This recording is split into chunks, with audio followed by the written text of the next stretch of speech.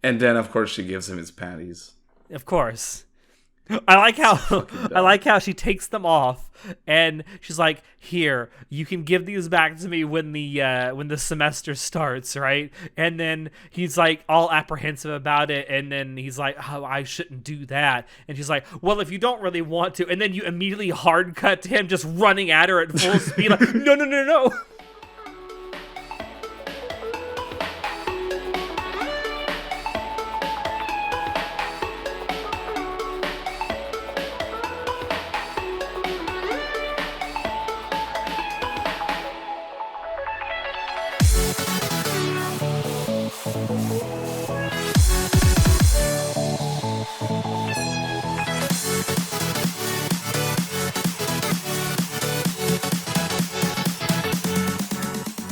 Hello, everyone, and welcome to Anime Club After Dark, the podcast that delves into all things anime, manga, and otaku culture related. I'm your host, Nitai. Wait a minute. That's not right. I know. I'm here, and you're hosting. What parallel world have we crawled ourselves into, Natai?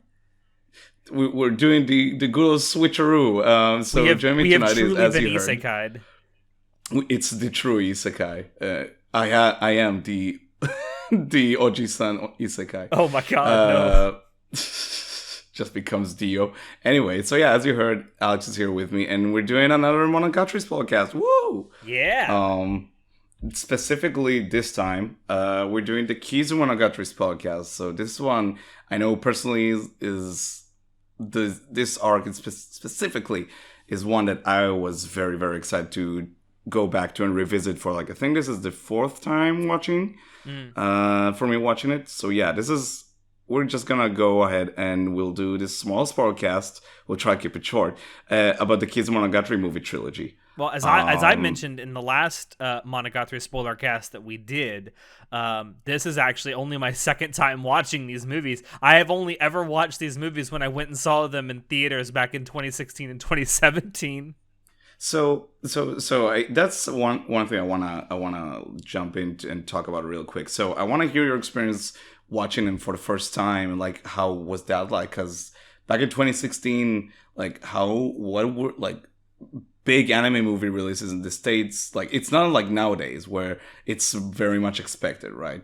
Yeah, as far as I can remember. Today we almost get anime movie releases in the US for pretty much every anime movie at some point, unless it's something super niche. But like back then, this was before. Was it? Yeah, it was before Your Name, I think. Your Name was 2017. Your Name was 2017. Yeah, I think. I'll look it up while you keep talking. But no, like, one of the things that I remember, and I for the life of me, when we were doing a little bit of research before starting this recording, I was trying to find the release dates in the US for these movies, and I couldn't find a specific release date anywhere. But I do remember going and watching these in theaters. In fact, where I live here in Florida, there was only one theater playing all three of these movies. It happened to be down in Fort Lauderdale, Florida, which was like a 5-hour drive for me. Good old Fort Lauderdale. I know. But I have this memory of them coming out not too long after they premiered in Japan, because like the first one was January, I think, like 6th or something, 2016. And then the second one was in the summer. It was in August of 2016. And then the final movie came out in January of 2017. You're spot on with these dates. I remember when I went and saw the first and the third movie, it being very, very cold. So I'm pretty sure that they came out sometime in February, like within a month after they premiered in Japan, which, if that's the case, first of all, holy shit, because normally, even today, we typically have to wait 3, 4, 5 months sometimes. It takes a good while before they come to the States. Yeah, or longer for an anime movie that premieres in Japan to premiere in North America. So if that's the case, first of all, good on Aniplex for getting that done. But if anyone out there who listens to this does actually remember or has a source to when these movies were released in American theaters back then, please link it below. Let us know, because I genuinely cannot remember. I just remember going and seeing them. So back to the Your Name point, that came out in Japan in 2016. But as far as I can tell, it came out in the States quite a while later in 2017. Yeah. So And that one it, and Your Name was especially was like a big thing because that, as far as I can remember, that was like the huge movie in the States that sort of like opened the floodgates for a lot more movies like from anime movies from Japan to come, quite like just to arrive much quicker because it was a big hit in the States. yeah, I mean, prior to Your Name, really the only fanfare that anime movies got was if they were Ghibli movies. Yeah, definitely. But and that's Ghibli movies are that's, like Pokemon, maybe, or yeah, a Pokemon movie or something like that, or maybe even like occasionally we got things like Naruto movies or was it One Piece has had a few movies that have been in American theaters, so things like that, like shonen-esque movies. But the big shonen, not even like. Well, Ghibli gets that wide distribution because it's owned by Disney. Well, at least the distribution rights are owned by Disney in North America. Yeah. So what were your, so it's been a while since you first watched the movies, right? It's been like been a good 6 years or since so. Since 2017. Yeah. So before rewatching it, so what do you remember is your reaction to it watching it for the first time back then, especially in theaters? Like, when you walked out the theater, what were you thinking? What was your like just reaction to it? My biggest takeaway, because at the time, this was I watched these very shortly after I got into the Monogatari series, because I really got into the Monogatari series in 2015. Like, that was my first like real deep dive into this series. And then, of course, this came out shortly after that. My biggest reaction at the time, at least, was, wow, this looks so much different than the rest of the series. Yeah, we'll definitely get into that because these movies are so unique. Probably a big factor in that is that the trilogy was in kind of a development hell. Oh, yeah. So just like a few like technical stuff out of the way. So in terms of like the actual like process of these movies being revealed, so the adaptation was first revealed in March 2011. And as far as I could tell, like there's on the Bakemonogatari wiki, there's like a whole page dedicated to the development of it. I would highly recommend anyone who's curious about it to go check it out. There's a lot of cool stuff there, a lot of like really interesting like comparison between the final product and like both the previews and some of the scenes from Kizu we saw back in Bake, if you guys remember. But yeah, the adaptation was revealed in March 2011. Apparently, Shinbo started working on it directly after finishing Bakemonogatari. Yeah, apparently they started working on it all the way back in 2010. Or at least the writing process started back then. Which is crazy because the first reveal trailer of the actual movies was released all the way in September. Oh shit, I wrote it down somewhere. It was September 2011. Mm-hmm. So a year after they started developing it, they released a trailer in September 2011. And then the first movie released, as you said, in January 2016. So it's like a minimum of like maybe 6 years or so in development. Like it took a long time to make these movies. And when you finally see it, I think it kind of speaks for itself. So walk me through how you like, because a major component of these movies to me is the actual presentation and, as you said, the uniqueness of their style. Mm-hmm. What did you think of how the actual visuals look? Because they're very unique. You have this very, very, very like interesting combination of like 2D animation with 3D background art, and they look incredible together. I will say, as much as I seem to blindly praise the Monogatari series, I will say there are some moments in this movie where the CG is a bit there's some very questionable. Few moments of jank. In the third movie in particular, there's a scene where we're kind of getting ahead of ourselves here, but there's a scene where you actually see who is it? Guillotine Cutter's head, and it's a CGI thing, and it's swinging around, and it looks so bad. I think there are very few blemishes, but like that's like a 1% of the entire trilogy. I think one thing visually that struck me is like there's a lot of water in Kizumonogatari, all three movies, and how realistic the water looks is just shocking. Yeah, it's so and so So funny thing, like it took me a while to till like it sort of clicked with me. Did you notice how everyone's skin tone is pink in these Yes. movies? It's very Varying shades of pink. yeah, it's interesting. I think so. So funny thing, while looking through the staff, apparently one of the key animators is none other than fucking Yoshinari. Really? Which is insane. I yeah, did not which is know insane. that. I while like researching the movie, I found this out. I'm like, what the fuck? So, just like a small like fucking side note. I don't know how like what his involvement was. I'm sure someone on Sakugaboru managed to find like his like scenes. But what I was going with this is the character designs in the movies are fantastic. I love the like. I think Araragi is the biggest one in terms of how different he looks, right?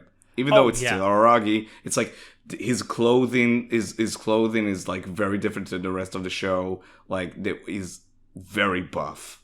Yeah, well, Hanekawa makes a point of that in the second movie. Yeah, and like and well, even right before we started recording, so I was going through some of the scenes, and I came across this one shot of Oshino where he looks like a lion. You know, like his hair looks like a big mane. It's like incredible character designs throughout the movies. I think like we need to give it like a big thumbs up. I mean, obviously it's based off Vofan, but yeah. So like just to get more of the technical stuff out of the way, directed by Kyuki Shinbo and Tatsuya Oishi, which now Alex is obsessed with. Apparently. No, I'm not. I said he has a funny name because his name is literally delicious. Oishi. And one more thing, which you and I are just like, oh, we can gush about it all day. Music is composed once again by Satoru Kosaki. Our boy is back. Your boy is back. Yeah, he's been away for the last few arcs. In fact, I think ever since Sukemonogatari is when it's the first time he wasn't around. I want to say it's Kei Hanoda was doing the and did don't get me wrong, did a fantastic job with those soundtracks as well. But yeah, but there's a reason Satoru Kosaki is a fucking veteran. Yeah, the original GOAT is back. And man, so I think very immediately, like the big thing about Kizu's soundtrack is the jazz influence, right? Yeah, jazz, and I'd also say a little bit of a neoclassical style as well. Yeah, and there's a lot more to it. Like there's a lot of very synthwave type of soundtrack, like of tracks every now and then. I was going to mention something about that. So there's a track. You first hear it in the first movie, and they bring it back, I think, in the third movie as well. It's that sort of very synthetic sound, that dong dong. Don't. Do you know exactly what that sounds like? It sounds like the fucking theme to John Carpenter's The Thing. I did not know that. That's interesting because how they incorporate it into the movie, I think, is brilliant. The third one, when like we'll get to it, but the reveal of the heart, how it like beats like just like the heart is, I think it's like incredible. But you also have that synth type of the synth tracks. I think in the beginning of the second movie with the dramaturgy fight. By the way, really I don't know if you noticed this. Again, going back to the music, with that scene where Meme pulls the heart out. Right. The heart is actually beating in time to the piece of music that's playing. Yeah, it's fantastic. I love it. It's a small touch, but I noticed it on the rewatch. I'm like, that's actually pretty cool. It's so fucking cool. And I think like the reason I feel so obligated to spend so much time on the music and the visuals, because Shaft deserves so much praise for how they dealt with these movies in terms of the actual like the presentation of him. It's immaculate. It's so fucking good. Also, I want to point out the composer that worked on Suki Owari and Hana Monogatari is Kei Haneoka. Which again, he did a fantastic job. But it's great to have Satoru Kosaki. I mispronounced his surname. I'm sorry about that. And also like, so we were DMing each other while watching these movies, and I fucking lost my mind when the fucking the soundtrack. So every now and then they'll in the soundtrack you have new renditions of Bakemonogatari tracks in Kizu, and they're so good. Oshino's theme, like when they used back when he left in Bakemonogatari, they did a new iteration of it with the Kizu treatment with the jazz and horns and whatnot. Yeah, and it's incredible. There's near the end of the third movie, there's like this one small track that's like very much reminiscent of one of the tracks in Bakia, where it's like, I don't know if it's specifically Hitagi's track, but it's like, one of the conversation types of tracks, or like it's one of I think it's essentially a remix of the track that plays over the conversation between Hitagi and Koyomi, I think in the second episode of Bake. Yeah, in the park. Yeah. Or the third episode. I think in the park, yeah. I think that's the one. But it's a very early on track in Bakemonogatari. Like, there's so much to love about this soundtrack, and like, that's not even talking about the new tracks. I mean, like, there's so many fantastic songs in this soundtrack, and how they're utilized, how they use the song that, like, which is pretty much Kiss Shot's song throughout the trilogy as a leitmotif when Vampires mentioned for the first time, they used that sort of like song in the background, but in a very chill way, like very almost like a elevated music type of rendition. Yeah, it's fantastic. It's so good. Can I talk, since we're talking about the visuals? Can I also talk about something else? I don't know if this is a design choice, because in the Monogatari series, obviously we get these like random flash title cards that come in from time to time. Right. Sometimes to break up scenes, sometimes it's just Akiyuki Shimbo fucking weirdness. Sometimes it just flashes up a shit ton of backstory that you're supposed to read really quickly, I guess. Right. But in the series, mostly it's all in Japanese. Occasionally you'll get some English words that are thrown in there too, but one of the things that's a prevailing theme throughout this movie is there's lots of French in this. Like, there's just random French words. That's right. There's a lot of French in Kizu. Like, usually, like in the series, if it was like a red title card, it'd just be like the word red on there, or even Japanese, the word red. But now it's like rouge. Yeah. I think I wonder if it's like so. It's funny because they also use a French song in the ending of the second and third movie. I wonder if it's because like the movie.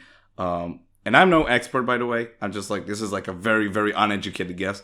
But I wonder if it's because the movie seems like it's pulling a lot from like classic French film, like film history, because the way the movie is shot and directed is, again, very, very different from the rest of the Monogatari series. It seemed like they went above and beyond to try and give it its own unique style, because you have every now and then these like scenes of two characters talking, and then like it would cut between their conversation, then one of the characters doing a certain action. Like, for example, you have in the second movie that right after his fight with Episode, Aragi is like talking with Oshino about like, oh, what is happening about Hanakawa, and it's very frantic, and he's like very angry at Oshino, and while he's like you see him grabbing Oshino and shouting at him, it cuts to him running like dramatically somewhere else and it's cut between those scenes, and like on this rewatch, it's the first time I noticed how this is like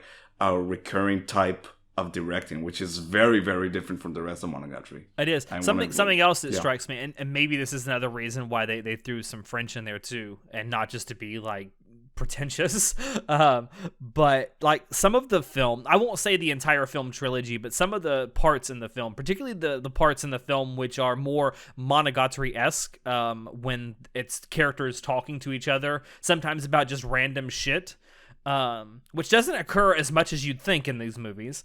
I say the shooting of it, or the way it's done, portrayed, is very film noir-esque. Like you got these really slow panning shots. With credit to the animation team that worked on this, they take full advantage of the fact that they can actually essentially move the POV around a 3D space with 2D characters. And you have these shots where it's like in the series, it would be people talking, and you just have these cuts, like random cuts between 2D images. But with this, you have these slow panning shots around where the characters maybe sitting or standing, and I think they use that space very effectively in this, and it's very film noir, like 1940s 1950s film noir, like Casablanca or fucking On the Waterfront or something like that.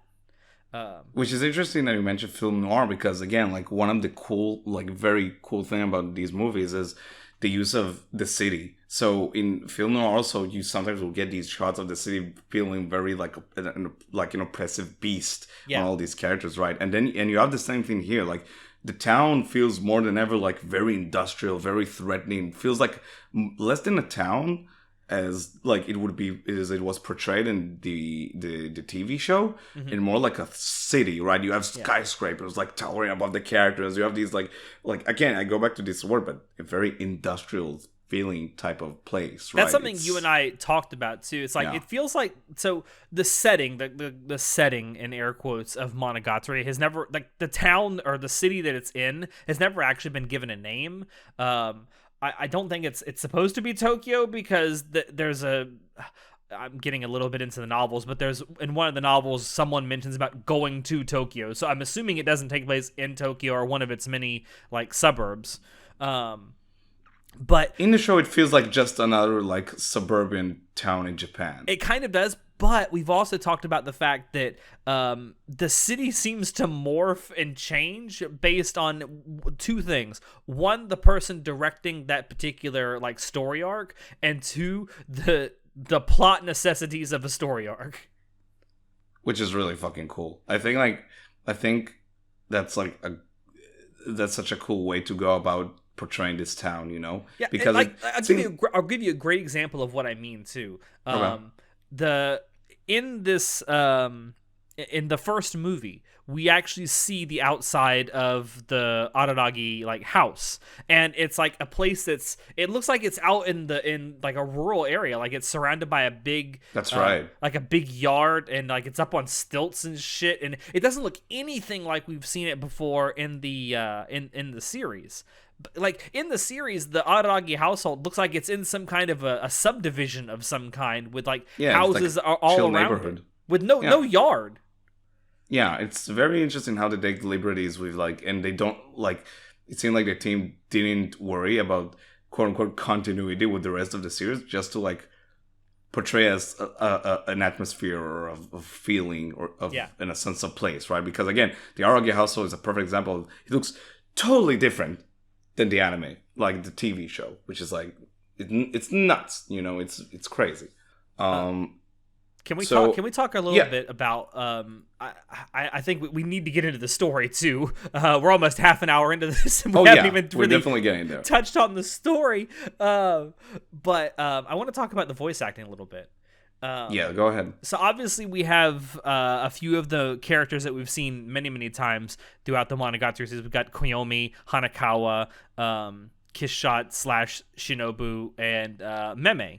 And of course we have episode 2, who's been seen a couple of times, but we have 2 new characters as well. I want to focus though on Maya Sakamoto, who has portrayed Shinobu / Kishot in all of the Monogatari series, save for one thing.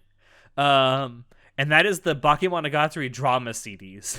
That's right. So when we mentioned this was in development hell, right? When this was first announced and the trailer was first like released to promote the movie, Shinobu's voice actor was like credited as XXX. She wasn't cast yet. No, she was cast as Aya Hirano. But that was when Aya Hirano had her huge controversy. Wait, what controversy did she had? When she was banging every man in sight. Oh, that one.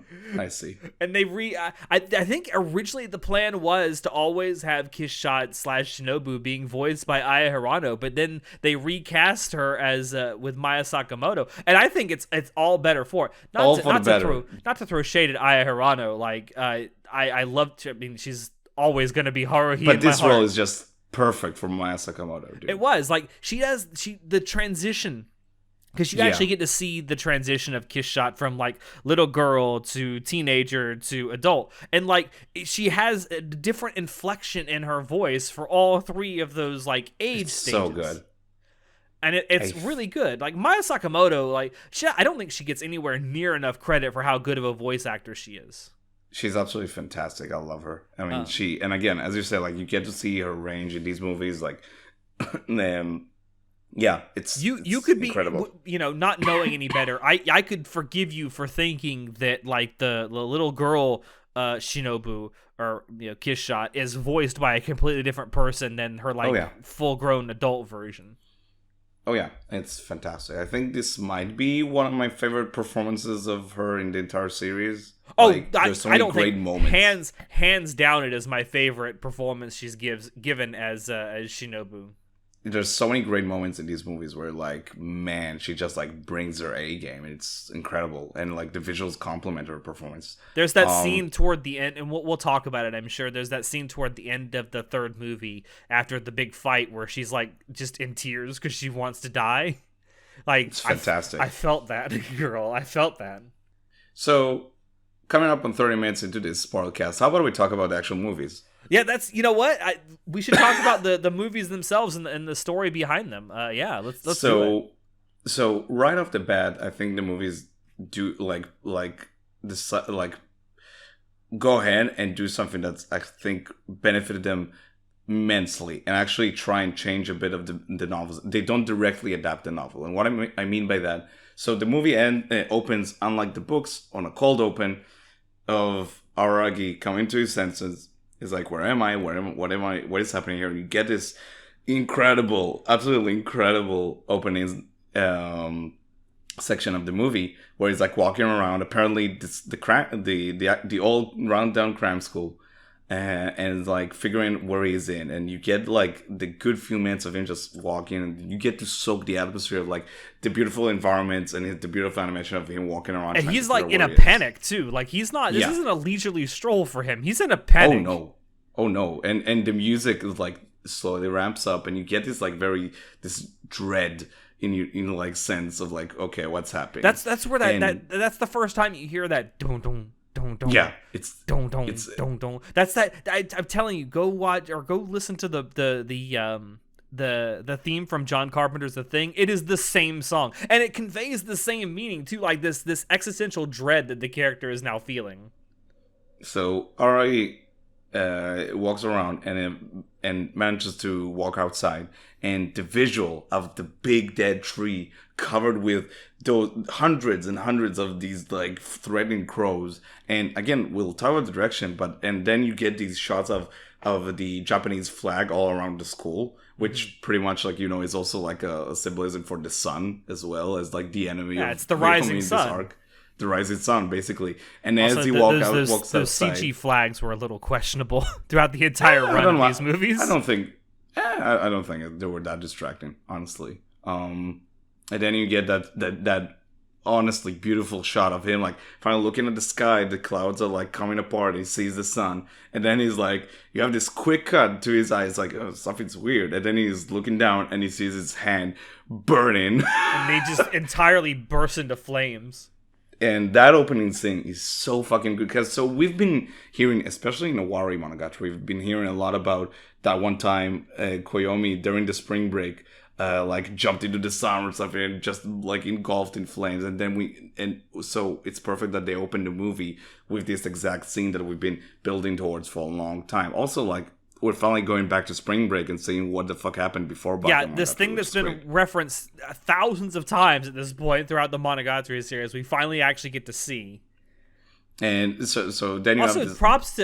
hold on, I gotta mention this. So this is like the definition of a cold open, because it pretty much starts in media res, but then you flash back to find out how we got to this point. But literally, it's like the definition of a cold open, but in true like Shaft and Monogatari fashion, they turn what is supposed to be a literal cold open into a hot open, with them bursting into flames. You proud of that? I am proud of that. I am really proud of that. So we flash back to March 25th, pretty much first day of spring break. Araragi is leaving school, and we get the famous first meeting of Araragi and Hanekawa. Can I talk about how that's actually done in the light novel?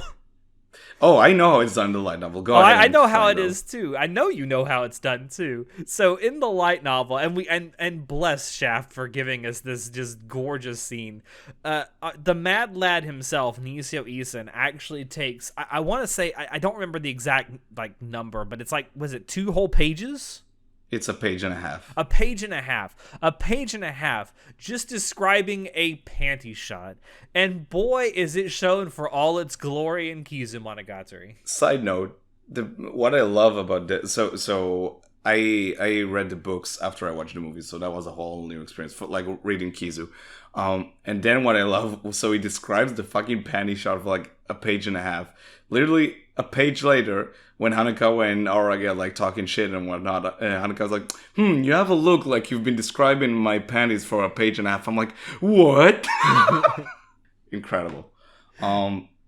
So yeah, apparently a gust of wind comes blowing off because of course, and Aura gets a good look at Hanekawa's panties, and that's their first meeting ever. That's how we get to see these characters come together for the first time. I love the fact that as this is happening, in the background, you actually hear a car like careen off the road and crash. And then you see that car later. Yeah, and then later as Koyomi's walking away, he actually walks by the fucking car that crashed. I remember. Hysterical. So when I watched this for the first time, the entire theater that I was in just erupted in laughter as he walked past that car. It's such a good bit, dude. I love it so much. Beforehand, though, basically, Koyomi and Hanekawa have a small like chit chat. They talk about some stuff. They talk it seems that this is like their first actual conversation with each other. And while they actually get to know each other and talk more, of course, you have the usual Nisio Isin dialogue about how Hanekawa is like, maybe I should have worn boxers or something because skirts offer a little protection. You have all that that nonsense, which is great. I love the banter in Kizu. I think the banter is like fantastic. For the most part, barring one exception in the third movie, which we'll get to, I think Kizu is, in terms of banter and like talking shit, I think it's like very well balanced. I don't think it like meanders too much. I think like the script is still very, very tight compared to some other later adaptation we've seen of Monogatari. It tends to feel like it a bit meanders, you know? True. I will say that of the Monogatari series, this is certainly the most action heavy part of the Monogatari definitely. series. Like there's action sequences that go on far longer than they would in the rest of the series. Which would make me kind of hesitant to show this movie as like for a new viewer to Monogatari, because the rest of the series. Let me tell you about this guy that I took these. to watch the Monogatari series, and it was his introduction to the series. What did he think of it?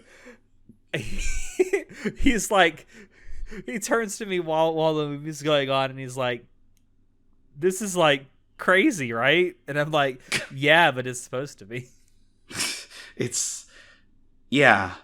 Crazy is a good word. Anyway, so Aragi and Hanekawa talk more, and then Hanekawa talks about how much Aragi is easy to talk to, and she's like, "How come you don't have any friends?" And I love that one bit where he's like, it was like, "Oh, I only have my alien friend," and she's like, "You have a friend?" It's like, "How come you don't talk about the alien part though?"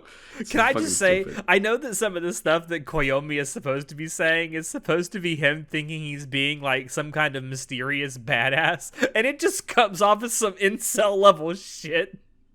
Which I mean, which comes back to fucking War, because we know how we got to this point, which is so fucking cool to on a rewatch. Like, so he pulls up the I don't need friends because it'll make my humanity decrease or something like that. And it's like, it's bullshit, but we know how he got here because of the events of prior that we learned about in Owari with Sodachi's like whole scandal and whatnot, you know. So it's kind of like, I like how it ties back to that, and it's like it fits together so nicely, you know. Yeah. And then Hanekawa talks about how there are rumors about vampires like being around, specifically a blonde vampire that's like shows up at night, and Araki is like, that'll be kind of weird. Like, why would you want to meet up with it? I wonder who this blonde vampire could be. Yeah, I wonder who that could be. So basically, they just keep going like that, and before they depart, Hanekawa grabs Koyomi's phone, punches in her number and saves it. It's like, here, you have a friend. It's like, oh, that's cute. I also love the fact that her number ends in yan yan yan yan. Yeah, I love that bit. It's so cute. It's so dumb. And speaking of Hanekawa, how do you like her design for Kizu in terms of we'll talk about the chest. We're not going there yet. I'm talking about the hair though. I mean, it looks good. I definitely, one thing I do like is that if you pay attention, because it's one of those things where if you blink, you miss it. There are a couple of points throughout these movies that there are definite references to the tiger. And the cat, yeah, definitely. And the cat, yeah. But it's very, very subtle. But overall, like, I like her design. She has the cat mouth every now and then. She does do the cat mouth every now and then. Overall, I like the design. Obviously, she's wearing the school uniform, which we've seen her in so many times now. So I really can't. I mean, it is what it is. I think also, credit where credit is due, the Hanekawa faces in Kizu are spectacular. There's so many good Hanekawa faces in these movies. They are. I feel like you can't talk about the design without talking about how massive her tits are, though. The stage is yours. Go ahead. No, okay, fine. Just throw it to the pervert. It's fine. So I don't need to say anything. You bring this upon yourself. I've had a theory since, and I think I've mentioned this a couple of times throughout our Monogatari Spoilercast series that we've done, that as time progresses within this story, Hanekawa's design changes. Not just the cutting of her hair, because obviously it's been a while in the run of the Monogatari series since we've seen Hanekawa with long hair. But my theory is that as we go forward in the Monogatari series, her chest definitely gets smaller and smaller. Like, she looks more realistically proportioned. Her boobs are still big, don't get me wrong, but in Kizu they're massive. But they're more realistically proportioned. Dude. In Kizu, like you say, they are fucking enormous. And my theory is that this is like supposed to be visually telling us, the audience, that as time has gone on and Koyomi and Hanekawa have had more and more time to become more acquainted on a friendly level, and they talk to each other regularly and stuff, he is seeing her more and more as an actual person, and he's seeing her proportions for what they actually are. Yeah. Which is interesting because we talked about this before, but it feels when you go and watch it like chronologically, it feels like the series at first sort of positions Hanekawa as like Aragi's love interest, and then you get to Neko Black, and it's clearly about that sort of, is it actually is it anything more than just physical attraction, or is there more to this relationship? And then by the end of it, he kind of realizes that it's not really it, and he like goes and he starts his relationship with Itagi, which is great. I love that sort of like how you play with that sort of expectation, that role of the characters, which kind of tells me that like Koyomi realizes it's just a physical attraction. Like yeah, you're a great friend and all, but I just don't think a romance would work out between us, because and that's sort of the point of Neko Black. Yeah. But I cannot help but think that that's supposed to be a visual representation, because say what you will about, I love Hanekawa as a character, but in this particular part of the story, she's shown off as almost like a sex object to Koyomi at most. It's a bit much. It's a bit much. I talked about it with you last night, that like when we'll talk about it when we get to the third movie, that even by Monogatari standards, some of the nudity and like sexuality that you see is kind of gratuitous, even by Monogatari standards. Yeah, it feels just, we'll get to it when we get to it. So basically they go each back to their homes or whatever, and when Aragi goes to his house, you have this like, I love this sequence of him like sitting on the couch, is like looking at the clock, and it's like, and then he goes out of the house, and you're like, okay, where's this guy going? Then it goes into this like wild animation of him running and running and running, like it's almost like the animation can barely contain his like his energy, and you see him just like rushing to the bookstore to buy porn, because of course. Yeah. Also, that scene where he is in front of a train, that's like a rotoscope version of a like live action piece of film. Yeah, it's so fucking cool, and like again, the animation of him itself, like it's so good. On the way back, though, carrying the porn, you have like there's a blackout occurring for some reason. All the electricity is going out. It's darkness, and again, back to the soundtrack. The track that plays in this now, like in this upcoming sequence, is incredible. So as he's like walking the streets, he sees a light that guides him to a train station. You have this like slowly rising like piano notes with a very almost seductive vocals on top of it. Yeah. And like as he grows, as he comes closer to his destination, whatever this thing will be in the subway, like it grows more and more intense. And that's Can we also talk about how it integrates Morse code into the music? So please do, because I noticed it's Morse code, but I didn't go back and actually check what it says. Oh, it's did, which is SOS. Oh, okay. Yeah, that's so three cool. dots, 3 dashes, 3 dots, SOS. Which makes sense because he sort of like comes closer and he goes, and again he goes in deep into the train station. Again, I love the visuals, the growing tension and dread. And then when he gets to that station, at the bottom he sees the like this fucking figure covered in blood, which is Killshot in her true form. I mean, wounded, but true form. Like very, very wounded, but... Which, again, another very fucking awesome change from the novel and the anime, actually. So in the novel and in the quick flashback we saw in Bake, he actually meets her under like a street lamp. And they totally changed the scenery in that scene, and I think for the better, because the scene where he meets Killshot is so fucking intense. Yeah, this just giant subway station with no people in it. And very brightly lit. Yeah, very brightly lit. So there he meets Killshot. He basically, like, at first he's like, what's going on? He's trying to help her. He's trying to see what's up. And then as he notices she has no arms, she has no legs, and she's the vampire. She's the blonde vampire. There's blood everywhere. There's blood everywhere, and that fucking imagery is so that poster of like bloody Killshot in the train station is like engraved into my mind. I love that poster so much. But anyway. I love the contrast in that scene. Obviously, what you're seeing is a very dark, like psychologically dark image, but it's taking place on a very bright set or a bright scene. Yeah, it's so it looks so good. It's so gorgeous. It's like it's so haunting, that imagery, you know.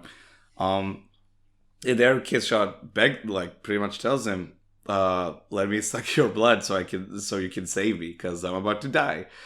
Which Aragi at first is like, does not take well. And you're watching him have like a very visceral fight or flight response.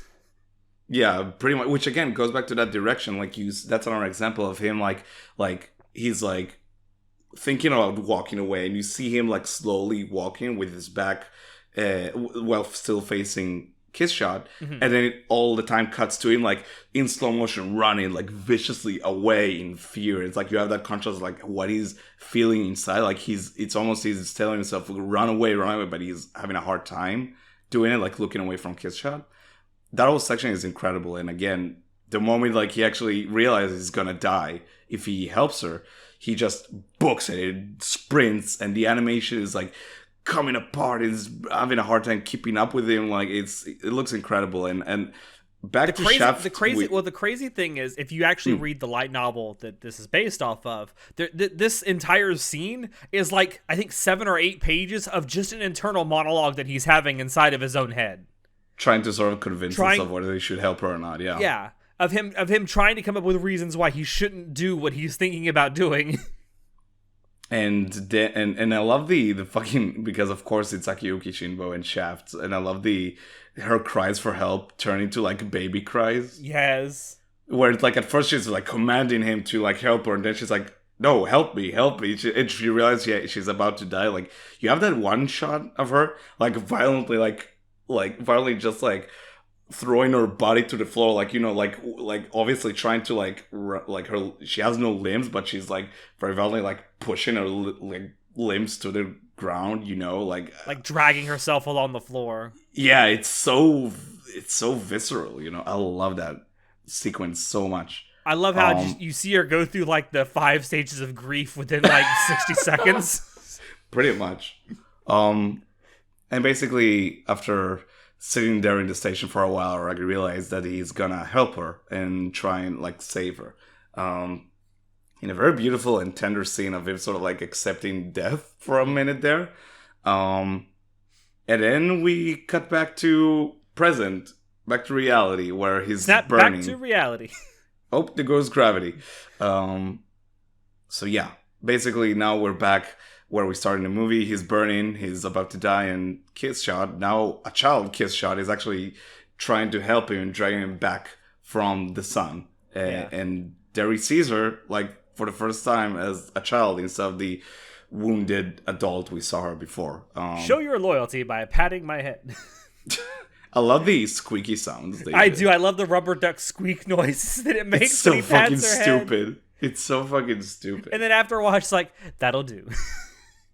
So basically, from here on out, Killshot tells him that the reason that she's in this state is because she has been hunted by 3 vampire hunters, and they pretty much took away her limbs, and that's why she's very weak right now. But because she has a new minion, which is Aragi, she asks him for help to get them back, to get the limbs back. And she says that when she gets her limbs back, she'll be back with her full power. Mm-hmm. She can revert him back to being human because now he's a vampire because she sucked his blood.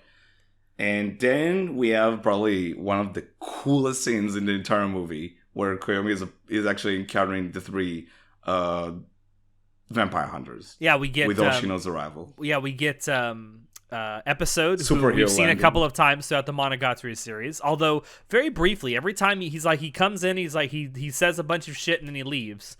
And we have Guillotine Cutter and Dramaturgy, which is the coolest name ever. Huh? Which Guillotine Cutter is the coolest name ever. Yeah, I mean Dramaturgy is pretty cool too. Dramaturgy. It's not Guillotine Cutter though. No, it's not as cool as Guillotine Cutter. But yeah, that little that exchange where he goes off to fight them, and he's like, the original plan is to fight them all individually, because Kishot is telling him, hey, together these guys can't be fought with, but like if you separate them and fight them one-on-one, because you're such a strong minion, probably because you're so new, like you'll probably be able to take them down one at a time. Well, he goes and tries to, and then they all find him at the same time. I love that sequence. I love the way that sequence plays out, because like he's at this like railroad crossing kind of thing, and all of a sudden you see who's the first one he sees? It's Dramaturgy, isn't it? It's Dramaturgy, yeah. And he's like, the train is passing him by, and Dramaturgy just like it's no big fucking deal, lifts up an entire building and just throws it down. That introduction is so fucking cool, because you see all of them. And then you have this like one instance where it's like Aragi is like losing his shit. It's like, oh, what am I gonna do? What am I gonna do? And the 3 hunters start talking to each other. This gibberish. It's almost like have you ever seen any of the Peanuts cartoons where the adults talk and all you hear is wah wah wah wah? You're right. I feel like that's just because he's so out of his element that he doesn't understand what they're saying, that it just sounds like that to him. And because you see later the fact that like he's just like looking at this is in the second movie where he's like reading up martial arts techniques because he doesn't know how to fight. He doesn't know shit. Yeah, it's just a kid, So that's why I say he's out of his element. So that's all he's hearing with the words they're saying is fucking gibberish to him. And then the 3 of them charge at him, and then we have the coolest sequence in the entire movie, which is Oshino's superhero landing, basically. Yeah, and then Oshino has the fucking superhero landing. That sequence of him, like the music is ramping up. Then you see him like jumping off that building. It's like, and him running across the city. It's so good. Like it's you can tell a lot of times we put to both nail this art style, then and polish these visuals, because they feel both polished and almost like as I use the word, like the animation can contain some of these. It's like on purpose. You have this very sketchy animation. for these like very I feel, frantic movements. It's almost like you say, they're moving, when they move fast, they move at a point where it's so fast that the animation can't keep up. So it literally looks like the animation is like falling off of them in layers. And it looks amazing. It looks so good. It's like there's different layers of animation, and as they go faster and faster, it just they fall off one at a time. Which, again, I think is such a cool thing about Kizu is how action-packed it is. The animation is just like absolutely incredible. Basically, Oshino jumps in, helps, like pretty much protects Koyomi from the 3 attacks at the same time with the coolest shots ever. It's so good. And he says the thing. You all look lively. Did something good happen? I gotta say, it's so much fun to see Oshino after so long since the last time we saw him. You know? Yeah, because in the series, it's been a while since we've seen him. Like the last time we saw him proper was in Bake. Yeah, which is crazy. I think the only other time we even like hear of him is in in Neko Black. He also shows up in Neko Black. In Neko Black, but we hear about him in Hitagi End, because that's when fucking Hanakawa's like looking for him. That's right. Yeah, which is cool. And then the movie comes to a close as Oshino pretty much tells you that he's sort of a mediator. He likes to mediate, and he explains pretty much the concept of the apparition world, and that's pretty much the basis for the entire Monogatari series, where he explains the apparitions, how they work. He's sort of like more of a mediator role in this world, and he's pretty much bargains for Aragi to fight the vampire hunters one at a time, so not all 3 at once. Which is the setup for the second movie, Hot Blooded, which focuses on Aragi's fights with the 3 of them. This is going to be quite short because it's mainly the fights, starting with dramaturgy. Yeah, the dramaturgy, and I've mentioned it before. Like it starts with actually the movie really starts as the fight is about to begin, but then you flash back to Koyomi preparing for the fight. Right? Which comes back to what you mentioned about like when he flips through the martial art books. Yeah, and then it just changes in the middle. Now he's reading about how to throw a baseball properly, which actually saves him, which is great. Yeah, I also love this flashback scene with Hanakawa, because like Hanakawa finds him as he's reading his shit, and then of course it's like, is it porn? No, I would never touch something so scandalous. So and I like how that scene sort of like, because of course they talk in the first movie, but Aragi is already concerned for her because it's kind of a dire situation, and he's trying to sort of remove her from the equation by being an absolute asshole to her. Yeah, just like being an absolute shithead, like raising her contact number. It's like, I don't want to see you, I don't want to talk to you, and like, yeah, just being an absolute dick. Yeah, and I feel like this is a thing that only works in fiction, because in real life, if someone talked to you the way that Koyomi talked to Hanakawa in this scene, you'd probably never want to interact with them ever again. Yeah, like they sort of justify it as him trying to remove her from like all the dangerous situation that he's caught up in right now, but it's a bit much. Yeah, I feel like this is something that only works in fiction. Don't get me wrong, I'm not saying that it's bad. I'm just saying this only works in fiction. Yeah, kids, don't be an asshole like that. Don't be like Koyomi in that aspect. Don't look at Koyomi as a way of how to act. I mean, actually, don't look at Koyomi in a lot of aspects. Let's be honest, though. I mean, there are many scenes in Monogatari throughout the entire run of the series where you can look at Koyomi and say, I should not be that person. I could never look at my toothbrush the same. Hey, as bad as a toothbrush scene is, it's not as bad as what happens later in this. We'll get to it. So basically, Hanakawa runs away. But I don't know about you, I couldn't stop laughing at the fucking, when she's like, oh, what are you studying? It's like, Spanish. And she's like, oh, I'm actually not that great at Spanish. I can just do like, everyday conversation. And he's like, oh shit. And then his only response is, Spasibo! And she's like, that's Russian, and I don't think it even makes sense in this context. I lose my shit every time I watch this. And then it's so funny. And then she says the thing. She says the thing when Koyomi says, "Wow, you really do know everything," and she says, "Oh, I don't know everything. I just know what I know." Excited noises, yeah. I was so excited when she said the thing. She did the thing. She did the thing. It's like I can imagine you like that, like the Leonardo DiCaprio meme of he's like jumping on the couch, like pointing at the screen. Oh shit! Yeah, for sure. So anyway, after that exchange, we jump back to the fight, and again, like we talked about Shaftism and Shinboism and all that shit. So at the beginning, it starts and dramaturgy just beats the absolute shit of Araragi. It's so violent, it's so great, and he just looks at him and he rips his arm off, and he cuts his arm off, and it's great. And you have that one sequence that it lives rent free in my mind where Araragi is like he runs away and then he notices that his arm is slowly like coming out of his like fucking stump wound. Yeah, that. And you hear the fucking baby noises in the background.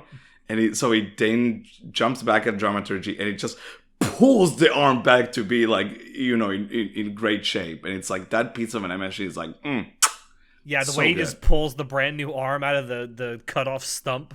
Some of the coolest shit I've seen, dude. It's There's so another good. really good shot in here I wanted to point out at the beginning of the fight where dramaturgy like picks up Araragi and just throws him through like a glass window. It's almost like they had like in real life. I feel like how you would do this scene is you'd have a camera on a dolly that would just go straight to the left and follow the character along. Yeah, that's that was how this amazing. shot is set up. I love that shot so much. It's so good. And again, going back to that cinematic feel, it feels like a goddamn movie. You know, it's great. I love it. Yeah, and also the broken glass actually looks really good. Mm-hmm. And you mentioned earlier, like the water effects and whatnot. Like, so this fight is taking place when it's raining. Yeah, in a rainstorm. And it looks so good. It's so atmospheric. It looks so like. It has this sense of seriousness that like you sort of tend to forget about Monogatari. Yeah, I mean, you know? the way it looks has a sense of seriousness about it, but then you get a scene where there's a crying baby arm that I'll just pull out of my stump. Fucking Monogatari, man. The climax of this fight is so good when he goes to the gym and he starts throwing these baseballs at dramaturgy. It's like, whatever. It's just like running through him. And then suddenly, poof, a metal ball hits his face. It's so good. Yeah, it was, And I like how it seems so innocuous. And dramaturgy is like shocked that this is happening. It's like, shit, it was bested by a kid. It's great, and I also love the little the line before he kind of fucks off and we never see him again ever. He's like, "You don't know what you're doing." basically, so dramaturgy is a full on vampire, and he does this as more of a job than anything else. Like he just takes this as a job, right? Yeah. And I love how you get more information about Aragi's condition because dramaturgy is like, not all vampires are like you. Like, if you're gonna fucking kill me, it'll take me a few good days to come back to like good shape. You know, revive basically. Unlike Araragi, who's, because he's the minion of Kishata Sorella Ryan Hart on the blade. Very good. That was a mouthful. Yeah, I tried. he basically can regenerate instantly, which is like, it's a big fucking deal. So basically, dramaturgy surrenders and he gives Koyomi Kishot's leg, and then we get a new form. We get a brand new form. We get the teenage version, or I guess preteen version. Maybe. I think he's supposed to be like old. 12 or 12 seems about right. Um, There's one video on YouTube, which I don't remember the channel that does it, but he basically goes into character design specific about Kishot evolution throughout the movies. I would highly recommend looking it up. It's so good about, like, it breaks down how her character is visualized through the colors that change with each transformation. I think it's awesome. Her designs are chef's kiss. Yeah, indeed. And also that's Jesus Christ. Also, I want to point out that the leg is transported in a duffel bag that says Madison Square Garden on it. So yeah, about that, I was like, what? I have a theory that this Okay. is a reference to something that we never actually see in the anime version, and that is where the fuck Meme actually is during the events of Hitagi End when they need him. You think it's in America? I'm pretty sure that's I don't know for a fact, but I think that's what it's supposed to be implying. It certainly implies that he's been there before. Interesting. Anyway, I thought that was an interesting detail. There's also something that I had completely forgotten. But that realized on a rewatch of these movies is this is the only part of the Monogatari series, at least so far, that has blatant product placement in it. There is a shot of a clock tower or something that has Seiko, the clockmaker or the watchmaker, on it. There's a point, but then you have like 7-Eleven, but they call it, what do they call it? Seven and I Holdings. But what does that even mean? There's legitimate Coca-Cola in this, like, but Kizu's weird. It's just it's very odd product placement, and it kind of stands out simply because we've never had product placement in the Monogatari series before. Did we never had any? Not that I can recall. I mean, we've had some stuff. I mean, besides Mr. Donut. Yeah, true. Which is a real thing. And by the way, if you want to visit one in the United States, there is one and only one in the United States. It's in Illinois. God damn it. So far away. It's far away from me, too. Moving along. Basically, Killshot transforms, and we're set up for the next fight with Episode, the half vampire, half human. The one person we have seen. The only one person we have seen. And I like how they go with how each vampire hunter is like from a different side of this sort of conflict, you could say. Like, Dramaturgy is a vampire, but it's like does this as a job, basically. Episode is half vampire, half human. They go into how he's like shunned by both sides of these, like both the vampiric side and the human side. So he's like very much emotion driven. It's like very hateful towards it. So that's why he does it. And Gilden Cutter will get into it, but basically he's just a human. He's like, and his design shows you how much he's like a man of faith, and he's basically like on a mission. And I love that you get all these different sides of these like different factions, I guess you could say, at play. It's very cool. What did you think of the episode fight? I thought it was awesome. I love episodes. I love episodes design in general, but I really like it in this. One thing I absolutely loved about this fight is, and I love about Episode as a character, is Episode very clearly as a character revels in being Episode. He loves being himself. He loves hearing the sound of his own voice, and that comes through exceptionally well in this. That fucking laugh. That fucking laugh that you hear over and over again. It's the only time I actually think they actually reused animation in Kizumonogatari, but it's so good where you just hear him laugh over and over again. It's just that face, that zoom in on his face. So dumb. And it's like that song in the background, I think the track is called Bad Bully. Oh, man, that's something else I wanted to talk about. So they set this thing up, right? And they have like this, they're talking to each other before the fight starts, right? And they make it sound like, oh, this is two men about to just duke it out and just, and then, like you expect some like pulse pounding music or some dramatic music to start playing. No, it's just happy go lucky jazz. It's fine. That fucking I know. It's so good. I love it. It's such a contrast, but it's also so appropriate. I don't know why it works so well because at some point, like basically, like Episode zips around and like he's like, all right, can land a hit, and basically it turns into this like small, like even a game for Episode where he toys with Araki. Is like he's throwing his huge ass cross around the place, and like Araki he's running for his life. It's like it's like, you know, trying to it's like almost like a cartoon, you know. Yeah. I just love how Episode throughout the entire fight just revels in being Episode. It's But almost then like, you know what it reminds me of? And it kind of makes me sad that we don't get more of episode in the Monogatari series, is he reminds me so much of Palpatine in Star Wars. How he just revels in What? being Palpatine. Unlimited episode. I guarantee you if we got more of him, he would be exactly like Palpatine. You're talking a fucking 100 years old Lord of the Sith and a fucking child that's half vampire, half man. I guarantee you it would be the same. I guarantee you. That's your headcanon. But that's just what he reminds me of. How much he just revels in being himself, and he Yeah, revels he's in his very own much- hatred. Can't believe this guy likes BL.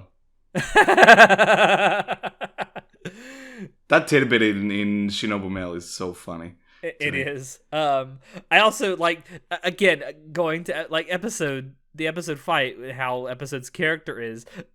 During this fight, Hanakawa shows up and he's like, "Huh? Fuck this bitch," and just kills her.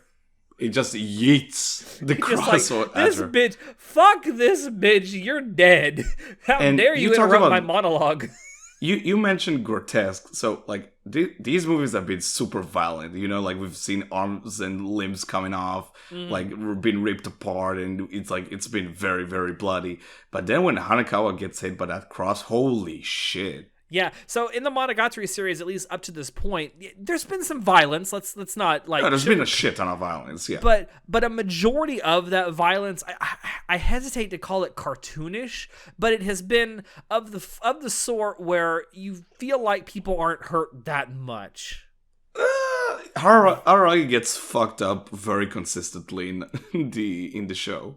Yeah, sure, but it's not like visceral gore and shit like that. It's like him getting beat up and like punched in the face and just stuff like that. This, we got people's arms getting ripped off. We got a fucking literally Hanakawa in this fight has like a whole giant gash torn in her side, and you see her intestines just spill out. It's very grotesque. It's very very very gory. Yeah. It's like, what the fuck? And like you see Araki losing and shit, trying to push it back into it. It's like, ugh. I was like, ugh. The fuck? Which I'm sure, I'm no doctor, but I'm sure that's not what you're supposed to do in this instance. Yeah, I don't think that works. I don't think that's how it works. And from that moment on... Actually, I think if you tried to do that, you'd probably end up causing more pain to the person than not. And basically from this moment, like, the fight shifts geared to Araki just, like, losing shit. So basically, Hanakawa uncovers episode sort of like trick where he uses mist. So then you see this fucking just crazy sequence where Araki just launches himself into this stadium and it covers all of it. Like, it just this fucking like animation where he plummets itself into the stadium and it looks so fucking cool. And he covers all of it in sand, and then he notices this episode, so he goes in and just like fucks the shit out of him. He like just chokes him basically until he passes out. I'd also like to point out there's a nice bit of continuity that happens in the third movie with this incident. Oh, when they go back to the stadium? When they go back to the stadium, because you actually see the impact point where Aranagi landed. That's true. That's true. That's so cool. That is a nice bit of continuity they added in the third movie. So Araki is about to kill episode because, you know, he kind of murdered Hanakawa. So, ooh. And Oshino is right there to stop him before killing him because, you know, talking about, oh, you don't want to lose your humanity. This entire thing is to come back to being human. Yeah. And then you have that sequence where Araki is losing his mind. It's like, why did you let this happen? And we were just standing by. It's like, listen, dude, I'm just a mediator. I'm not supposed to take part in all of this. And then he pretty much tells Araki, like, hey, you can save her if you pour some of your blood on the wound. And then he goes ahead and saves her. So basically, now that Aikawa is in the know of what's going on, because she wasn't invited, obviously, to this fight, and Araki saves her, they go back to the cram school. Hanakawa grabs some clothes. It's also worth for pointing Araki. out that Hanakawa also witnessed the dramaturgy fight, too. Oh, yeah. I fucking forgot about the panties scene. God fucking damn it. Yep. So, okay. So, of course, we have a lot of references in Monogatari, and I think this is one of the best ones. So in the end of the dramaturgy fight, they talk about how he basically asks her to lift her skirt up, and you have the fucking 2001 Space Odyssey Da, theme. da, da, da, Da, da, da, da, da. da. So fucking stupid. And that's like when they like come together and like, you know, sort of like he apologizes for her for how he treated her, and like they're friends now. They're cool. They're fine. And you have that one scene when they were in the cram school. That's I think in between the fights, in between the dramaturgy and episode fights, where she brings Araki a change of clothes because he's kind of fucked up right now. Yeah, and he starts changing in front of her, and she's like, "Ooh." She gets so touchy. It's I think that woman is turned the fuck on. It's like, damn, can you even? And I love that bit where like 12-year-old Shinobu, she's like, so Hanekawa is like, man, you got like very muscular. You got very like you changed a lot ever since you turned into a vampire. And then like Shinobu is on the side, Kishara is on the side, she's sleeping, and she like wakes up, she's like, oh, that's because he's a vampire, so he's constantly regenerating, so his body is in shape, and she goes back to sleep. Shinobu, the magic exposition machine. Pretty much. And I love the derpy face she has. Yeah, it's like that face you make when you first wake up. So, moving back to where we stopped, so after the episode fight, Hanekawa is safe, and they give Shinobu another limb, and now she is probably in my favorite design. Oh, the 17-year-old kiss shot? With the fucking skirt and the ponytail. The ponytail and the long red gloves. It's so good, dude. I think I don't know for a fact, but I have my suspicions that Natai really likes ponytails. Oh, no comment. Anyway. I found your weakness. So, now for the final confrontation with Guillotine Cutter. So, before the confrontation, so Aragi, Kiss Shot explains to him how he's a human with, basically he was a man of faith, and it's like his mission to exterminate apparitions and vampires, to say the least. And you have this one last sort of like chill scene between Hanekawa and Aragi where he asks her to like stay away and not, because he's like worried for her, and they show this like scene of them like drinking cola together in the field, and it's like, again, it's like, it's just very calming, you know, it's very, very pleasant. It's the most Monogatari thing that happens in these three movies. That and the first conversation that they have after they meet. And then of course she gives him his panties. Of course. I like how she takes them off, and she's like, "Here, you can give these back to me when the semester starts, right?" And then he's like all apprehensive about it, and then he's like, "Oh, I shouldn't do that." And she's like, "Well, if you don't really want to," and then you immediately hard cut to him just running at her at full speed, like, "No." That bit of animation is so fucking funny. Where he's running in her face, and then it cuts to him like back. It's like nodding to himself. Yeah, I need it. Then comes back to like running at her face. It's so funny. Where it's like waving at the camera. It's like no, take it away. And I love he pulls a Rudius. Where it's like this will be a family heirloom of generations to come. Yes. Almost wonder if this is like a reference to Mushoku Tensei. Not gonna lie. You know, I don't know when Mushoku Tensei first started publishing, but maybe. I mean, there's a chance. Maybe look. You keep talking. I'll look it up real quick. So basically, he gets her panties because, of course, they depart. They say their farewells. She's like off because he doesn't want her to get involved anymore. Then hard cut to like a few minutes later. Oshino slaps the door open. It's like, I fucked up. Guillotine Cutter abducted the class press, and of course Araki goes to save her. So basically, it's funny how the dramaturgy fight is basically the longest one, if I'm not mistaken. Then the episode fight is a bit shorter, and then you have Guillotine Cutter fight, which Araki is just like over instantaneously. Instantly, like Araki is livid, he's angry, and he's about to fucking like almost no question asked. He's like fuck it, and he transforms this like this tree thing monster, and instantly like just manages to save Hanekawa, which is never explained, by the way. Like, how is he able to do this? Like, basically he gives up his humanity to use the powers of a vampire, and then he never does it again. I get it. It's more like of a symbolic thing than an actual like in-world thing. Like I get it, but it's like okay. And so yeah, basically they managed to do that. He saves Hanekawa. Guillotine Cutter is gone.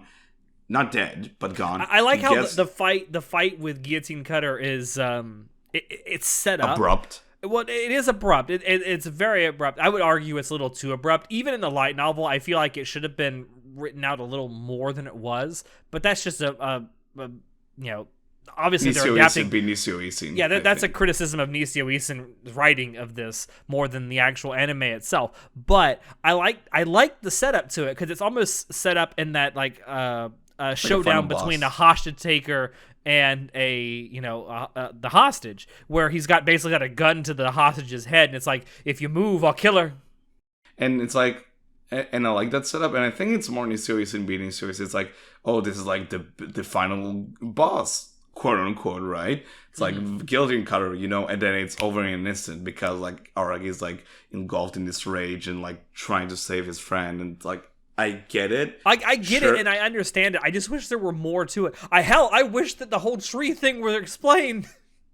I wish we would have gotten more of a Guillotine Cutter, honestly. I think he's the most interesting character there, and I just wanted more of him. Yeah, I completely agree. I love Guillotine Cutter, and I wish it would, because you even get they call back to Inouari. It's like, I want more. So I have good news for you. Good news and bad news. So about Mushoku Tensei. So the original run of the web novel was 2012 to 2015, and the original run of the light novel was 2014 to 2022. So this very well could be a reference to Mushoku Tensei, a very early reference to Mushoku Tensei that none of us realized at the time. I would lose it if Nisio actually read Mushoku Tensei.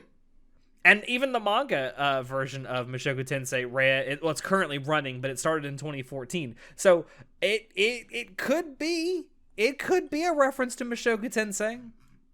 So now with Guillotine Cutter gone, we have all the limbs, and we got rid of all the vampire hunters, and now we're entered the final movie, Cold Blooded. So I love how the movie opens immediately with Araki being like, so they brought back all the limbs to Kiss Shot. Uh-huh. And Araki is immediately like kind of like Oshino is like, how come you're not like celebrating? And like you seem kind of down. And he's like, is it like, and Araki is like starting to try and is like thinking like, am I being too like, were all the hunters really weak, or am I too strong? And I was just like, he's having that moment like, something's not right. Yeah. And he's like, and I was just like, it's kind of a bit of both. And Aragorn's like, can't shake the feelings. Like, something's really off. Like, how come she got defeated in the first place? This is really fucking weird. And then Oshino reveals that he snatched her heart somehow stealthily. And that's why they managed to get her. Which, going back to what you said, I love that beginning of the movie, the doom, doom, doom, doom. And then it in sync, like the animation is in sync with that. It's a brilliant moment of animation and music coming together. I love it. Yeah, for sure. It also just goes to show you that as aloof and as wacky as Meme acts, the dude's kind of powerful. He's a scary son of a bitch. I feel like he's definitely someone you wouldn't want to make genuinely angry. And it even says like, I kind of planned on you fighting me for the heart, but you can have it already. I don't mind.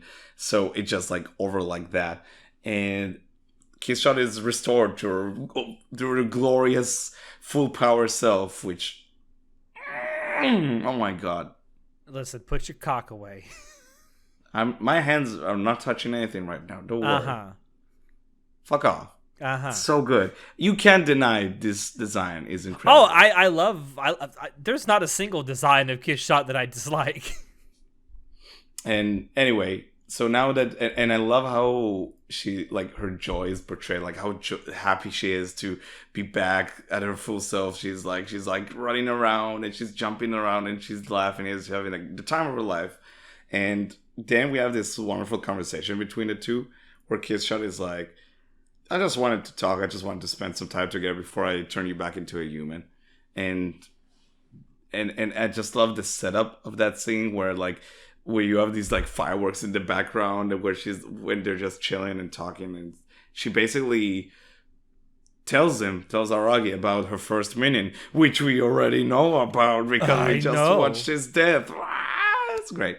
I also like how she very tactically doesn't tell Araragi certain things about this minion. I mean, to some extent, she might have thought back then as well, like there was no way he's still alive, you know? Mm. Oh yeah, at this point, she doesn't have any reason to believe that he's still alive. Yeah. And yeah, this is honestly the first time you hear about her first minion when she talks about him, like how he committed suicide, and which I'm sure would have, and I love how they pretty much use that imagery of the samurai armor again when you see her in the train station where he's walking away from her and she's about to reach out, and it's like, and the moment she reaches out, like her limbs are like poof, gone, and you know it's a great piece of cinematography. I love it. Yeah. There's I see. I saw what you sent me. I love that shot. I had to sit because I wanted to talk about this. Like that scene, it's a whole rooftop chat scene, and like something that it reminds me of, although not stylistically, but the way it's portrayed. There's a scene in Snafu. I don't want to bring up bad memories for you, but go on. There's a scene in Snafu where the two main characters, Hachiman and Yukino are talking, and Yukino gives Hachiman that exact same look at one point, and that's when I knew like there's something between these two. I love that scene between them. That look where it's a shot of shot just looking at Araragi like with her chin laying on her arm, and her it's so good. And she's just listening to him talk. And, like, the whole thing with this conversation is Kishot is essentially telling him, like, for the last, like, 400 years or so, my life has been really boring. Just, like, one boring thing to the next. Yeah. And, like, for these 2 weeks, you have given me the most entertainment I've had in centuries. It's... Their relationship throughout the show is, like, probably the most complex relationship and dynamic we have. Which says a lot because it's Monogatari, and I love how this is the inception of that, and we'll get to the tragic bit of it in a bit. But I like how for now it's like very calm, and the lighting is reflected. It's a very warm scene. It feels like it's lots of reds and oranges. Yeah, it's kind of a comforting scene. It's like finally she's back, she's okay now, and everything's gonna be fine, right? I love the fact that throughout the entire movie or movie trilogy, you've seen her as like this very brightly colored blonde hair. In this scene, it's so dark, she almost looks like a brunette. It's almost brown. Yeah. You know, it's almost brown. Like everything is toned down. Like even the color palette is like very physically toned down. That chest isn't toned down though. No, that chest is definitely not toned down. Speaking of chests, we got to talk about something. That's coming up in a bit. We'll get to it. Okay, keep going then. Keep going. We'll get to it. God. Anyway, so basically Kishot is like, all right, we should eat something, right? We haven't, like, I'm really hungry. And it's like, oh yeah, I'll go buy some stuff. Koyomi's like, I haven't eaten anything in days. I'm starving. Oh yeah, that's right. And he's like, you know what? I could eat something too. I'm not very picky. We find out later she's fucking picky as hell. So basically Aragi is like, very excited about how he's about to come back to being human, and he's going to buy some stuff, some like whatever, Coca-Cola, I don't give a shit. And I love how when he's coming back to Kisha with the groceries, it's sort of like it's almost a shot for shot recreation of the first scene of the first movie where he's walking down the same path. Yeah. And only this time he's going, and when he sees Kisha, he sees her just biting the face off of Guilty and Cutter in a very gruesome manner. Just mercilessly eating this guy. And I love how she's like covered in blood, and she's like wiping supposedly wiping the blood off her face. It just covers her in even more. But like, oh, you should give. Oh, he just like came around and tried to poke at the barrier, so I ate him. He's very tasty Yeah. for a man of faith. Yeah, she's like, priests are usually not very tasty, but this one's pretty good. And then Aragi loses it because he realizes he just unleashed a monster on the world because now He realizes that he is legit responsible for the death of a person. Yeah. And basically he's like, shit, now Kishara is gonna eat everyone, and I fucked up. And he goes to this gymnasium, locks himself in, and is like, I should die. I fucking did. I should pay for my sins and just die. He's having like a whole flip the table kind of moment just by himself. He literally flips the table, yeah. He does. He literally flips a table during this. So, okay. Then Hanakawa shows up and I let Alex do the talking. Oh, no. Funny, before she shows up, like, Koyomi's like, oh, I wish I could talk to Hanakawa. She would just soothe me and let me know everything's going to be okay. And then he holds his phone. It's like, oh, fuck. I deleted her number in front of her because I wanted to actually hurt her. Shit. And then he just goes in there anyway. It's like, that bitch. She did it again. She stole my phone and put her contact info in it again. Yeah, but then we got to talk about this scene, right? Go ahead. Hanakawa shows up and, like, at first you think it's going to be just a talk and there might be some crazy interspersed visuals. No, you get to see Hanakawa stark fucking naked in this scene. So the first time, this is what I meant earlier when I said that some of the gratuitous nudity is a little much, even for the Monogatari series. Like, we've seen boob shots, but it's like been like cleavage or, with bras on or whatever. We saw some shower scenes as well. Huh? We saw some shower scenes as well. But it for lack of a better term, it's been far more tasteful than this. Because this, you literally just see Hanakawa running and her tits are flopping all over the place because they're so huge. But it's like... You know what it reminded me of? What? You remember Hanakawa's OP from Bakemonogatari? You have that shot of her like running naked and then like those hands are like grabbing her body, It's like, it's very reminiscent of that whole It is, but it's far more... in good taste than this. Yeah, and the OP has it in far better taste than this. It is very gratuitous. Like, it doesn't seem to have any kind of place except to kind of call back maybe to that OP. But even the way they do it is like, she's fully naked. Like, and she's obviously in a lot of distress. And it's like, I get what the scene is going for. I get that this is actually a callback to the fact that, the whole tiger and cat thing, because we've gotten, like I said before, subtle references to it throughout the run of these movies. And this is supposed to be like her increasing stress levels, I guess. They could have done it better. But then you get to so Hanakawa shows up and so she's trying to comfort Aragi. And then they talk, and she does. She's like, to her credit, she does. She does, and then she gives instructions. She's like, "You're the only one who can beat Kishara. You're like Romanian. You're the only one who can do that." And then it's almost like that's a callback to the entire point of the Monogatari series.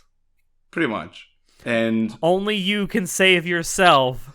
Yeah, but then we get to, Hanakawa, let me touch your boobs. Because that will help me not get distracted by Kisha's boobs. Am I right?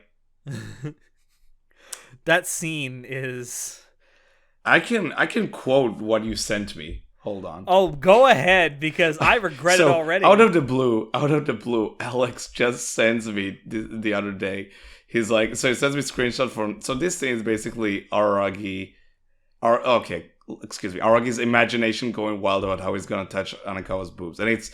It's very much what you would think a teenager would think it would be like. And then so Alex sent me some screenshots. Let me quote these shots. I'm really lewd. So my horny but good student class rep, how exactly are you boobs lewd? I answered Alex, God damn it, I'm at work. Yeah, this thing is a lot. What Alex says. Alex responds, I'm legit getting turned on during this scene and I hate this. I do. I respond to Alex, God fucking damn it, Alex. I do. I like this scene is portrayed in a way where I can legit believe that this is how a horny ass teenager could envision this happening. But god damn it, why does this turn me on? I am not taking any further part in this discussion of in this the words of a great man, Shinji Ikari, I am so fucked up. I do. This is fucking stupid. I think this is the only blemish story-wise I have against this movie because it's really fucking dumb. Don't get me wrong. You got to admit, it's really well animated. The Monogatari series has had its moments where it's been very sexualized. The toothbrush scene is what everyone goes to because it's probably the most famous. The toothbrush scene is a good meme, though. You know, this one is the most meme-worthy. This comes off as very rapey. It's very creepy, and I like Monogatari, but this is like it's a bit much. But I do like how like it cuts to Aragi's like not being able to like do it, and then Hanako is like chicken. Yeah, chicken. Coward. All right, we've been talking for a long ass time, and I'm sure John is gonna absolutely kill us. So we got to talk about the fight, though. We got to talk about it. So I was about to say, how about we talk about the fight? Because the fight is an experience. It is to say the absolute least. I want to say going into this though, there have been a lot of really great anime fights over the years. Most of them have been in the shonen genre. This might actually be my favorite anime fight of all time. It's up there. I've never seen anything like it ever since I watched it. The Koyomi kiss shot fight at the end of the third movie is so damn good. It's a sight. It's so fucking good. Again, you have that continuity thing where you see the part of that field that they fight in. I think it's supposed to be a soccer field. It's an Olympic stadium field. No, you have the Olympic fire, but it's got lines on it for a soccer pitch, I think. True, yeah. True. But anyway, you see the part where he landed. He did his like superhero landing in there. But just the way they're talking at each other and like taunting each other before this fight, like the dialogue is so good. And then you have that panning shot where it's behind Koyomi and Kishot's basically saying, yeah, ha ha ha, I'm gonna fucking wreck you. And you do that like dolly pan where as it moves across Koyomi, you see like the teenage version and it starts talking, and then all of a sudden it cuts to the child version of Shinobu like back to back with him, and just she continues the sentence. Like, I love that shot. It's such a good sequence. Like, from start to finish, this fight is incredible. It's so good. It's so like, we talked about the animation. I remember telling you this before I started. It's almost like the fight almost becomes like a kind of a comedic fight, you know, because it's so bizarre. Mm-hmm. You have their heads like flying around the arena. You have this one moment and very comical sound effects too. Oh, definitely. You have this one moment where she tears him apart, so like his legs are running around, but his torso and above are like fighting in the air, and then she throws him again, and he lands back on the legs, and it's so wacky. And he lands bizarre on his legs, but he's backwards. It's so good. It's such a good fight, dude. The part where his head comes off, and like his body is running around, and the head like comes back, but it's a baby head. Oh, it's so creepy. It's so good. So fucking good. I want to point out, like, this also goes to Kishot's character. Like, you can tell that she's legitimately having fun during this fight, and it seems like it's the most fun she's had in years. Because she can just cut loose against someone who can regenerate as fast as her. It's so fucking good. And man, that fucking shot where he like launches himself and his head goes through her chest, and and she looks down on her chest, and it's his face covered in blood, and then he just puffs some air and then all the blood comes out. It's so good. It's such a good fight, dude. I can't man, it's like the fourth time I watched it, and it's still like it's so much fun to watch. It's so weird, you know? Yeah. I absolutely love this. It's wonderfully animated, by the way. Again, we have that effect multiple times throughout the course of this fight, where it's almost like the animation can't keep up, so the layers of animation just peel off at some point. So good. Also, that scene where Kishot is about to attack Hanakawa. Hanakawa realizes something about the fight, and she's trying to tell Koyomi, and you have Kishot basically starting to lunge toward her, like, I'm gonna fucking kill you, as if she hasn't been killed enough in this trilogy already. And then Koyomi just instantly ducks in front of her, and like you see his body just explode and blood starts raining down. I love when Hanekawa like jumps in so you get like the gunfire shot as she runs around the arena, and you have the cheers in the background. Yes. It's so yeah. Something stupid. else we haven't talked about is anytime that there's like a shot, like a establishing shot or an action shot that takes place in the sky, you get the helicopter sound effect. Yeah, it's so good. That happens multiple times in this fight too. Yeah. This fight, like we can talk about it all day, and maybe one day we will, but it's just from start to finish, it's so fucking good. And when you reach the climax of it, where so Hanekawa interferes and she's like, hold up, something here is not right, and she realizes like something's off. Mm-hmm.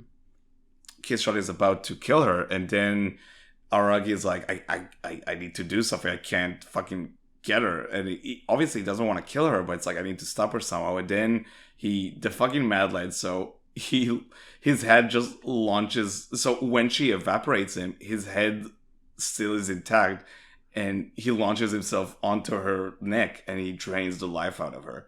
Yeah. And then she's like, and you see how she slowly comes back to being like this very small creature underneath this big gown and dress and whatnot, and she's like this, she's like paralyzed basically. And then she's like, fucking A. She's like, yeah, she like, Hanekawa, no, figure it out. I want to die. I want you to kill me. Like, if you want to gain back your humanity, you'll have to just kill me. And Aragi's like, I can't do that. I don't want you to die. I do want you to live. But he realizes that if he'll let her live as she is, she's just going to kill more people, including Hanekawa. And then my favorite moment in the entire movie happens when Aragi, butt naked, approaches the center of the arena, is like, Oshino Meme! Yes. Just shouts, like, it's so good. Just shouting at the fucking sky. And then Meme is like, you don't have to shout. Good happen? You don't have to shout. Did something good happen? Piece of shit. And Aragi is like, I need you to fix this somehow. I don't care how, you need to fix this. He's like, what do you want me to do? And Aragi says, and again, my favorite line from the entire movie is like, Aragi is like, I want you to figure out a way for everyone to be happy. And he's like, nope. That's impossible. I can't make... He's like, I can't do that. Even I can do that, but I can come up with a solution where everyone is unhappy. And you can divvy it up between all of you. And it's like, damn, it's so good. Like, so we all, every now and then throughout this series, we talk about how the adults are very much portrayed as adults because they don't view the situations like the students and the kids and whatnot. And this is like such a perfect situation where Aragi is like, as a kid's like, I want you to fix this. I want you somehow that everyone's satisfied. I want you to do something. And it's like, that's now how this works. Mm-hmm. But I can think of a way where everyone's unsatisfied and unhappy at the same time. And it's like, it's kind of a cruel way. And they come up with a solution that Aragi will drain all the power from Kishot till the very last drop of power she has. And he will become on the verge of being a vampire, pretty much almost a half vampire, a pseudo vampire, you could say. And Kishot will be just this very creature that has almost no power. And for the rest of time, she'll have to feed off of his blood to stay alive. And that's pretty much how we get to the end of the movie, with that final last monologue about how Aragi and Kishot are like forever entwined now into like their shared scars and their shared trauma. Yeah, the shared trauma. And I love this monologue so much. Yeah, so I mean good. That monologue at the end basically sets up like how they end up interacting for the rest of the Monogatari series.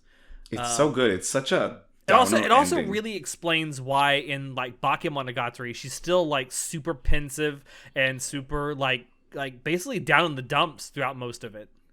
Yeah, she's kind of traumatized, She's still getting used to this like new way of being for her. Yeah, it's so good. It's so fucking good, man. This might be one of my favorite endings to any arc in Monogatari.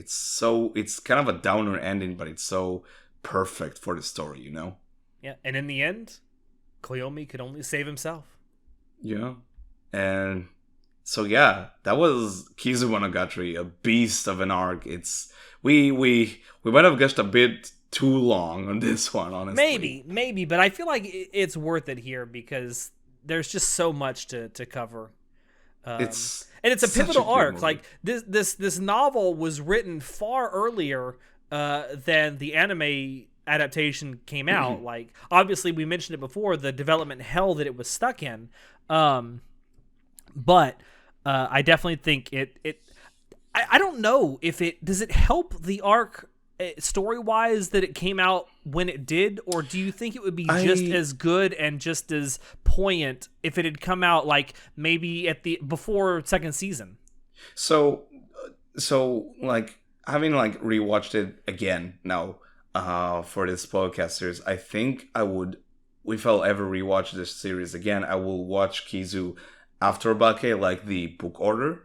I think it just like clarifies a lot about like the dynamic between Araragi and Shinobu leading up to Nisei, which is such a pivotal thing to like figure out, oh, that's why they haven't been talking, so this is why this is such a pivot. I'll tell you what, if I ever do a rewatch of the entire series after this, I'm going to do it in chronological order because it's the only way I've never watched it. I would highly recommend it. Like watching Kizu after Bake, like I showed it to one of my friends. Oh, no. I mean, watch the story in chronological order. Oh, no. Good luck, boy. Yeah. Oh, it's possible. It's certainly possible. It's possible. But I've never, it's the only order I've never watched anything in the Monogatari series. Me neither. It's probably it's going to be a lot of work to figure out how to do it, but I'm sure it'll be really fun. Yeah. But I definitely would recommend to watch this after Bake because it clarifies so much at the beginning, and then when you get to final season, you have that payoff. It's like, oh, we're going back to that. Like we're getting more information about that with the first minion, about more information about like what happened in Spring Break. I think it's like it does work better, but as like a sort of a spectacle type of movie, to have it right at the end of the series watch, I think it's very, very satisfying. Because it's like, and again, obviously it was in development hell, but like, man, the team pulled it off. It's such an amazing, like, final product. Like, what they did is absolutely incredible. Like, it is. I love it. So yeah, that's it. I guess next we're going to be doing Koyomi Monogatari. Yeah, that should be an easy watch, considering shorts. I mean, they're shorts, basically. Yeah. It'll be but fine. They are, I would say, at least the final 3 episodes are definitely required viewing before going into Awari Part 2, which is actually going to be Part 3 of our Awari Monogatari Spoilercast. It's JoJo's now. That's not going to be weird at all. But we're getting down to it, Natai. We got Koyomi, Awari 2, and Zoku Awari, and that's it. Woo! We're getting there. So, any last words you want to say before we wrap this one up? I kind of echo your sentiments that the production company, the Shaft, did a phenomenal job with this. It is a shame that it was in development hell for so long, but I think the final product was more than worth the wait. Just going back and seeing this really just, and doing this Monogatari Spoilercast series that we've been doing just really gives me an enormous desire for Shaft to just keep going with the Monogatari series past Zoku Awari. We can only wish. I hope we do it. They do someday. We can only hope. And yeah, definitely. And on that note, thank you all there for dropping in to listen to us. Check the description below to find links to us on Twitch, social media, everything. Everyone's there. Everything is down there at the links below. Check out our merch store and our affiliate links as well. Any purchase there really helps us out. And with that, I've been your host, Nitai, and we all see you next time. Say goodnight, Alex. Hey, Nitai. What? You look lively. Did something good happen? I got a born. What? Wait, what? What? What?